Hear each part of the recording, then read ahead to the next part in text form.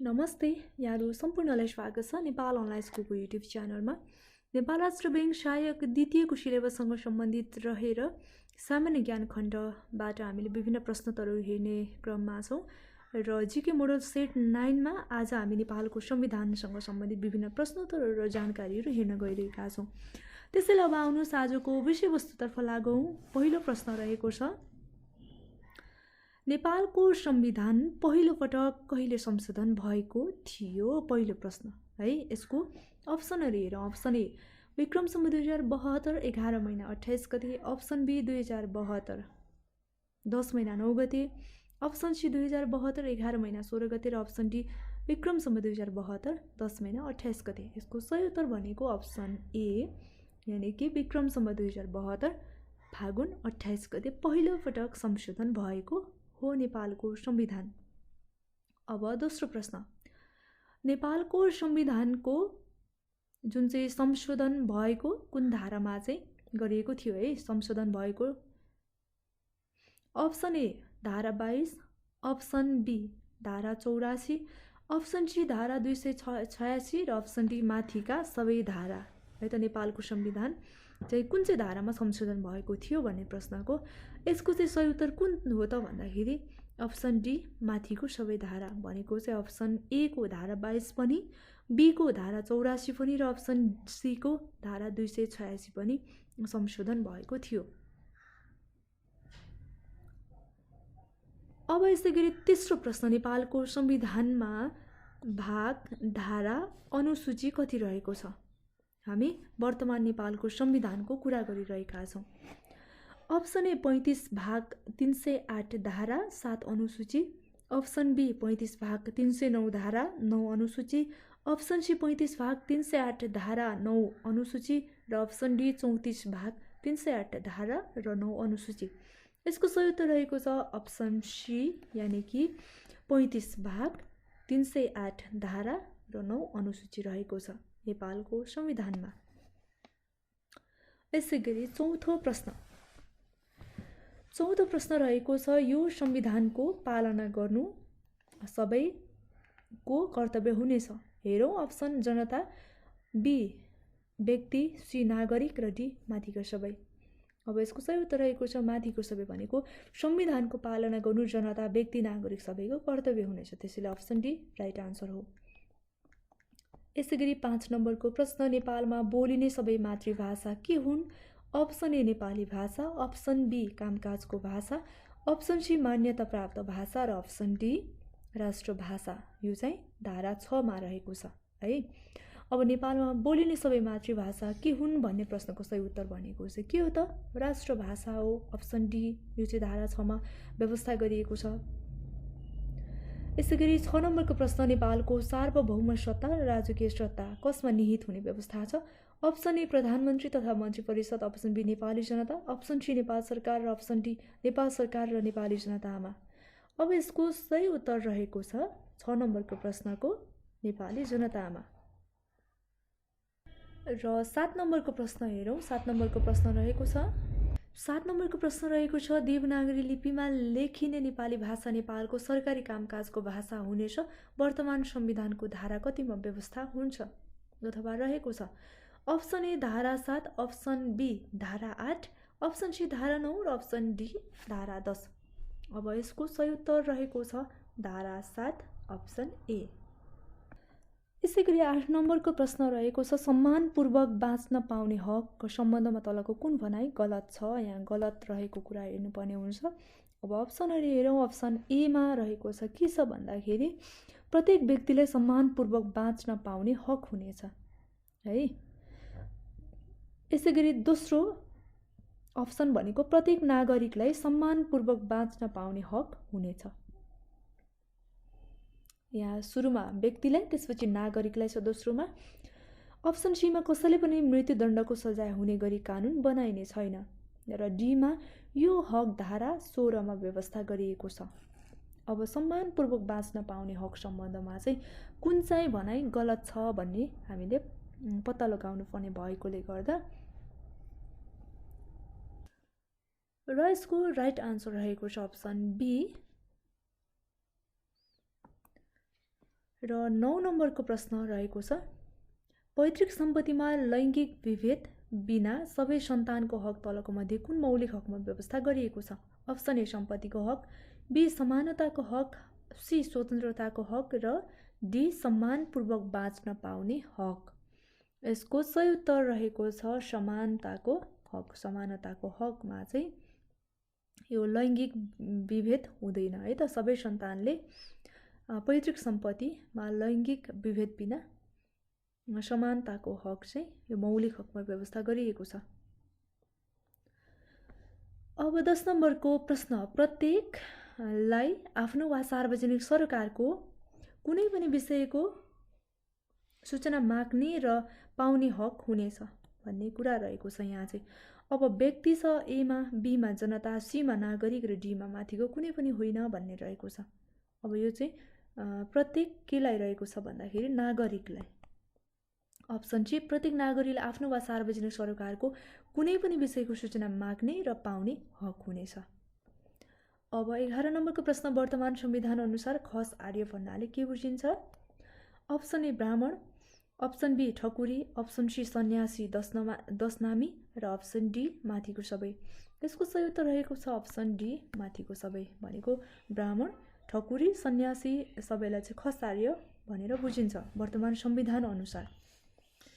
12 नम्बरको प्रश्न कुनै विधेयक अर्थ विधेयक हो होइन भन्ने प्रश्न उठेमा कसको निर्णय अन्तिम हुन्छ? अप्सन ए सभामुख, अप्सन बी उपसभामुख, अप्सन सी राष्ट्रिय सभा अध्यक्ष र अप्सन डी राष्ट्रपति। यसको सही उत्तर रहेको छ सभामुखको अन्तिम निर्णय हुन्छ। यसैगरी 13 नम्बरको प्रश्न रहेको छ कसबाट प्रमाणीकरण भएपछि विधेयक ऐन बन्दछ? अप्सन ए राष्ट्रपतिबाट, अप्सन बी उपराष्ट्रपतिबाट, अप्सन सी सभामुखबाट र अप्सन डी प्रधानमन्त्रीबाट। यसको सही उत्तर रहेको छ राष्ट्रपतिबाट अप्सन ए। 14 नम्बरको प्रश्न सरकारको कानुनी सल्लाहकार महान्यायाधिवक्ताको नियुक्ति कसले गर्ने व्यवस्था छ?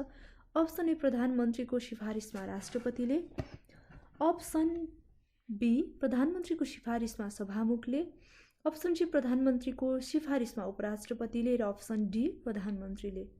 यसको सही उत्तर रहेको छ अप्सन ए प्रधानमन्त्रीको सिफारिसमा राष्ट्रपतिले सरकारको कानुनी सल्लाहकार महान्यायाधिवक्ताको नियुक्ति गर्ने व्यवस्था रहेको छ।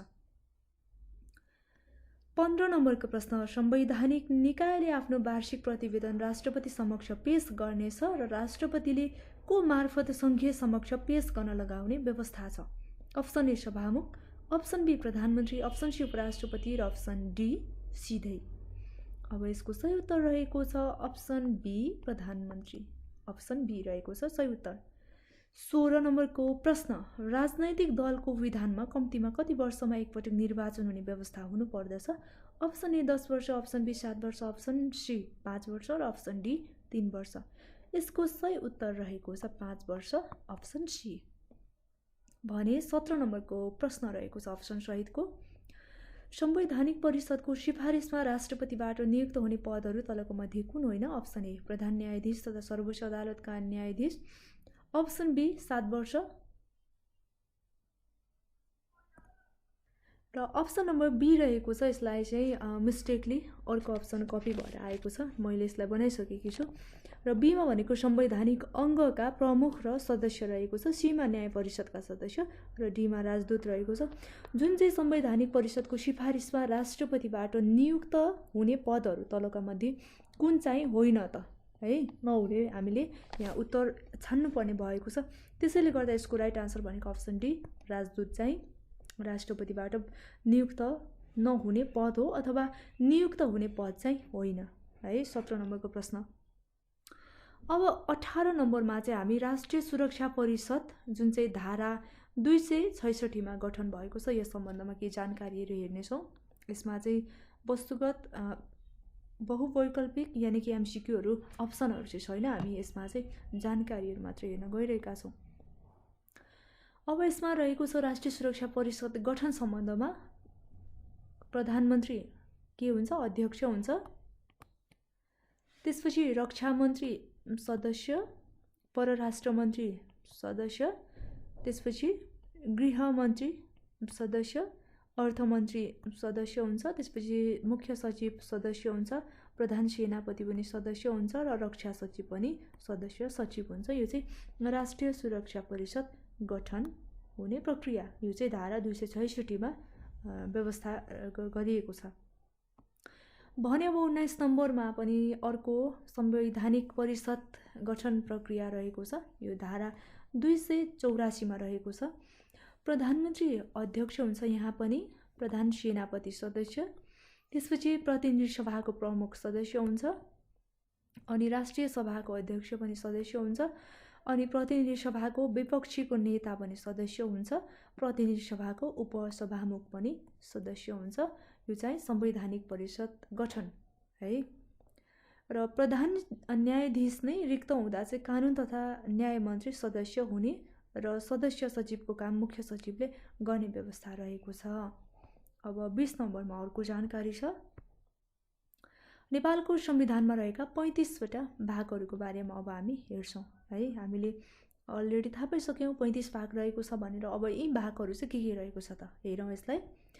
भाग 1 मा भनेको प्रारम्भिक रहेको छ, भाग 2 मा नागरिक, भाग 3 मा मौलिक हक र कर्तव्य, भाग 4 मा राज्यका निर्देशक सिद्धान्त नीति तथा दायित्व रहेको छ, भाग 5 मा राज्यको संरचना र राज्य शक्तिको बाँडफाँड रहेको छ भने भाग 6 मा राष्ट्रपति र उपराष्ट्रपति सम्बन्धी रहेको छ, भाग 7 भनेको संघीय कार्यपालिका, भाग 8 मा भनेको संघीय व्यवस्थापिका सम्बन्धी, भाग 9 मा भनेको संघीय व्यवस्थापन कार्यविधि सम्बन्धी रहेको छ, भाग 10 भनेको संघीय आर्थिक कार्यप्रणाली सम्बन्धमा रहेको छ भने भाग 11 न्यायपालिका, भाग 12 भनेको महान्यायाधिवक्ता, भाग 13 प्रदेश कार्यपालिका, भाग 14 प्रदेश व्यवस्थापिका, भाग 15 प्रदेश व्यवस्थापन कार्यविधि, भाग 16 प्रदेश आर्थिक कार्यप्रणाली, भाग 17 स्थानीय कार्यपालिका, त्यसैगरी भाग 18 स्थानीय व्यवस्थापिका, भाग 19 स्थानीय आर्थिक कार्यप्रणाली, भाग 20 मा संघ प्रदेश र स्थानीय तहबीचको अन्तर सम्बन्ध,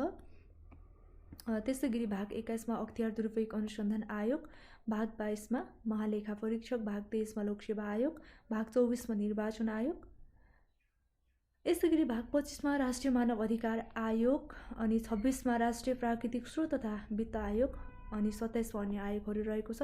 28 मा राष्ट्रिय सुरक्षा सम्बन्धी व्यवस्था, भाग 29 मा राजनैतिक दल सम्बन्धी व्यवस्था छ भने भाग 30 मा संकटकालीन आधार, यसैगरी भाग 31 मा संविधान संशोधन, भाग 32 मा विविध र भाग 33 मा संक्रमणकालीन व्यवस्था, 34 मा परिभाषा र व्याख्या, साथै भाग 35 मा संक्षिप्त नाम, प्रारम्भ र खारेजी रहेको छ। यो चाहिँ नेपालको संविधानमा रहेका 35 वटा भाग को सम्बन्धमा भयो र कुन कुन भागमा के को व्यवस्था गरिएको छ भन्ने सम्बन्धमा। र अब अन्त्यमा चाहिँ हामी संविधानको संक्षेपमा हेर्छौं फेरि पनि है त। जारी मिति कहिले हो नेपालको संविधानको भन्दाखेरि विक्रम सम्वत 2072 असोज 3 गते जारी मिति हो। भाग कतिवटा छ हामीले भर्खरै मात्र हेरेका थियौं, 35 भाग रहेको छ भने धारा चाहिँ कति रहेको छ, 308 धारा रहेको छ, अनुसूची 9 रहेको छ र असंशोधनीय विषय भनेको चाहिँ के छ त भन्दाखेरि जनतामा निहित सार्वभौम सत्ता, नेपालको सार्वभौमिकता, भौगोलिक अखण्डता र स्वाधीनता रहेको छ। र यो चाहिँ नेपालको संविधानको संक्षेपमा महत्त्वपूर्ण जानकारीहरू भयो। र आजको यो मोडल सेट जीके सेट 9 मा चाहिँ नेपालको संविधानसँग सम्बन्धित विभिन्न प्रश्नोत्तर र महत्त्वपूर्ण जानकारीहरू हामीले हेरिसकेका छौं। र आजको भिडियो यति नै। अर्को भिडियोमा नयाँ टपिकको साथमा उपस्थित हुनेछु। तपाईं सम्पूर्णलाई धेरै धेरै धन्यवाद। हवस् त, नमस्ते।